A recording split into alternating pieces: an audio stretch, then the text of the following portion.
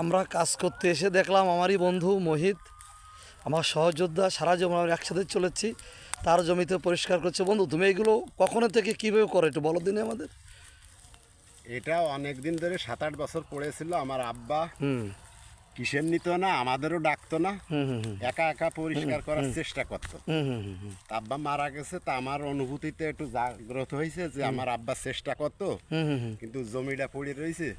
তাই সে আব্বার অনুভূতিতে আমি এই জমিটারে ফিরে আসছে পরিষ্কার করছে, তাই তো? পরিষ্কার করে পাট বোনার প্রস্তুতি চলছে। তা বন্ধু, এই যে তোমরা যে পোড়াই দিচ্ছে, এই যে এই ছাইগুলো কী হবে বলো তো? এটাই আসছে ওই ছড়াই যাবে ওই ফিরে চাষে। এটা হ্যাঁ। হচ্ছে ওই পটাশ সারের কাজ করবে, পটাশ সারের কাজ করে, তাই তো? এবং জমির উর্বর শক্তি বৃদ্ধি করবে, হ্যাঁ? বৃদ্ধি করবে। ও, তো তোমার এখানে কত রকম জমি আছে? এখানে আছে হচ্ছে 8 আর 14, মানে ওই 15-45 শতক। 4500 জমি। তুমি এখানে কিসের চাষ করবা? এখানে পাট।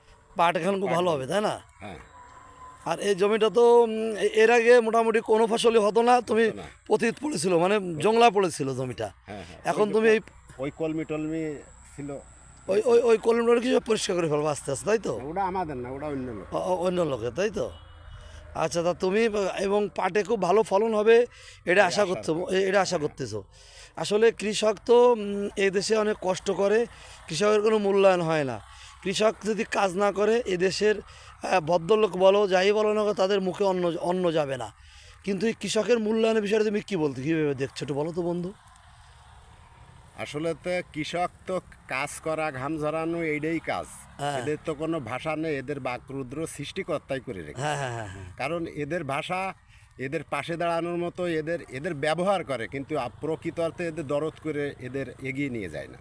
এদের শুধু উচ্চ শ্রেণীর লোক শুধু ব্যবহার করে, ব্যবহারই করে, কিন্তু এদের কোনো অর্থকারী কোনো কাজে লাগে না, লাগায় না। লাগায় না। আসলে আমরা দেখি কারণ যে এদের তো কোনো উপায় নেই, এই কৃষকের বাইরে যাই তো কিছু করতে পারবে না। আমরা ছোটোবেলা দেখেছি হ্যাঁ। এইসব জায়গা দিয়ে আশপাশ দিয়ে গম হয়েছে, ধান হয়েছে, সরষে হয়েছে, কলা হয়েছে, মুসুরি হয়েছে, ছোলা হয়েছে, মসনি হয়েছে, কিন্তু এগুলো আজ নাই।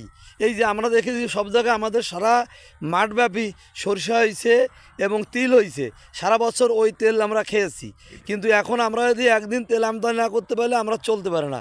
তা আমি তো মনে করি যে প্রকৃত প্রক্রিয়া মানে ষড়যন্ত্র করে আমাদের কৃষকদের পঙ্গু করে দিয়ে এগুলো উৎপাদন বিমুখ করে আজ দেশ অবনতির দিকে যাচ্ছে।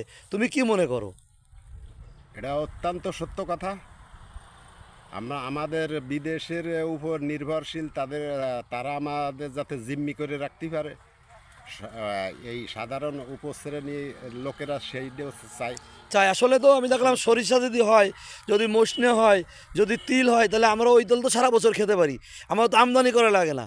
না। কিন্তু আমাদের কৃষকরা ওইগুলো আজ আজ উৎপাদন করতেছে না, কৃষকদের নিরুৎসাহিত করছে বিভিন্ন। তারপরে যখন কৃষকের মাল দেওয়াতে তখন আসছে একেবারে পানির দামে দাম, যখন মহাজনের ঘরে চলে তখন আগুন হয়ে যায়। আগুন হয়ে যায়।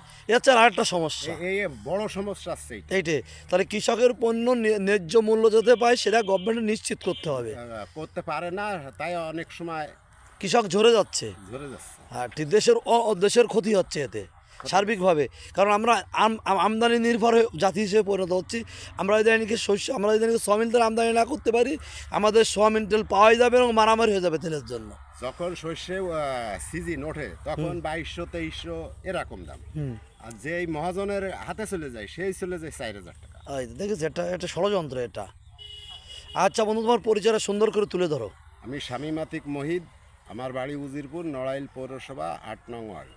ধন্যবাদ বন্ধু, তুমি আমাদের সময় দেওয়ার জন্য তোমাকে অভিনন্দন। এবং তুমি কৃষিকাজের সাথে যুক্ত হচ্ছ জেনে আমরা ধন্য এবং গর্বিত যে আমাদের একটা বন্ধু কৃষির সাথে যুক্ত আছে। ধন্যবাদ বন্ধু, তোমাকে আবার দেখা। মানে অর্গানিক সমিতি আছে, কৃষি ভিত্তিক হ্যাঁ, হ্যাঁ। অর্গানিক সমবায় সমিতি, অবশ্যই তার উপর আমরা কাজ